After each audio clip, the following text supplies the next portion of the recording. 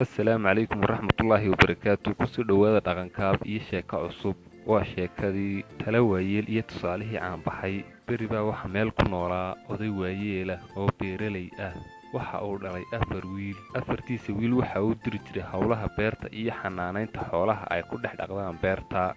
Hase ahaatee 4 wiil waxay ahaayeen qaar aan iskaashan oo maalin kasta ay ka dhaxayso dood, muran, isqabqabsi iyo adigu qaba hawsha iyo anigu ma qabanayo. Odayga waayeelka waxa uu ahaa mid carruurtiisa dusha kala socda oo eega sida ay isu kaashanayaan oo ay u wada qabanayaan hawsha. Hase ahaatee waxa uu arkay inaanay iskaashanayn oo aanu midba maqlayn midka kale. Maalin maalmaha ka mid ah odaygii waayeelka waxa uu yeedhay 4tiisii wiil. Waxa uu soo qaaday 4 ulood oo uu isku soo xidhay. Waxa uu dhiibay 4tii ulood kii ugu weynaa 4tiisa wiil. Waxa uu ku yidhi kala jabi 4taa ulood ee isku xidhan.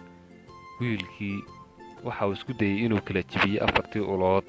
Hase ahaatee waa ay kala jabi weyday waayo marka la isku xidho 4 ulood waxa ay noqdaan wax adag. Markii uu kala jabin kari waayay 4tii ulood waxa uu ku yidhi odaygii waayeelka ahaa u dhiib ka kale. Waxa loo dhiibay 4tii ulood wiilkii labaad. Hase ahaatee isna sidii si la mid ah ayaa uu kala jabin kari waayay 4tii ulood oo uu ku rafaaday. Dana odaygii waxa uu u dhiibay 4tii ulood wiilkii saddexaad. Waxa uu ku yidhi kala jabi 4taa ulood. Sidii si la mid ah ayaa uu wiilkii saddexaadna kala jabin kari waayay 4tii ulood. Ugu dambeyn waxa loo dhiibay wiilkii afraad oo lagu yidhi 4ta ulood iyagoo isku xidhan kala jabi.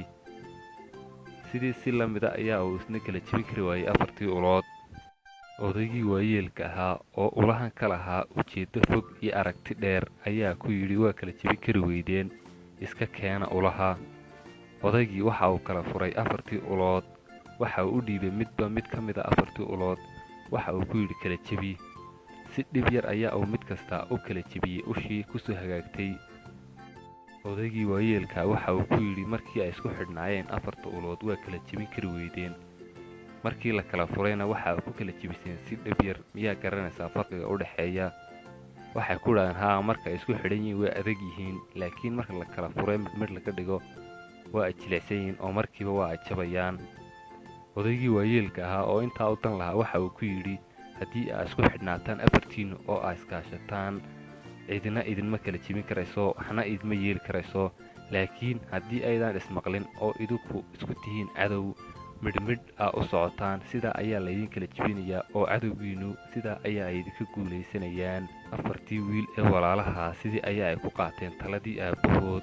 Laga bilaabo maalintaa waxay ahaayeen walaalo, saaxiibo, iskaashada oo si wada jira u wada qabta hawsha beerta iyo xanaanaynta xoolaha ku dhex nool beerta.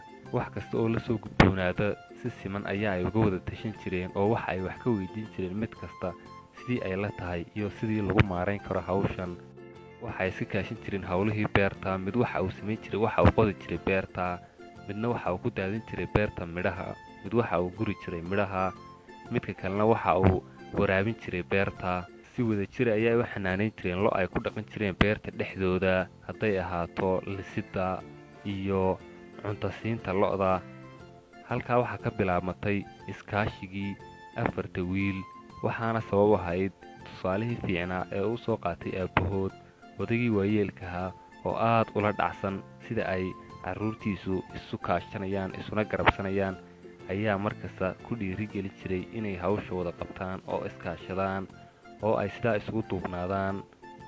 Odaygii waayeelka ahaana maalintaa ayaa ugu dambeysay inuu arko carruurtiisii oo isqabqabsanaya ama uu ka dhaxeeyo muran. Soomaalidu waxa ay ku mahmaahdaa gacmo wada jir ayay wax ku gooyaan. Markaa waxaa laynooga baahan yahay haddii aynu nahay dad walaalaa ama dad saaxiiba inaynu iskaashanno, hawl kasta wada qabanno oo aynaan qofna ku hadlayn qofka kale.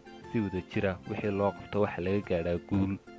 Haddii aad ku cusub tahay channelka, subscribe saar si ay kuu soo gaadhaan muuqaalada cusub. Like iyo share iyo comment jumlad ahaan isu raaci. Mahadsanid.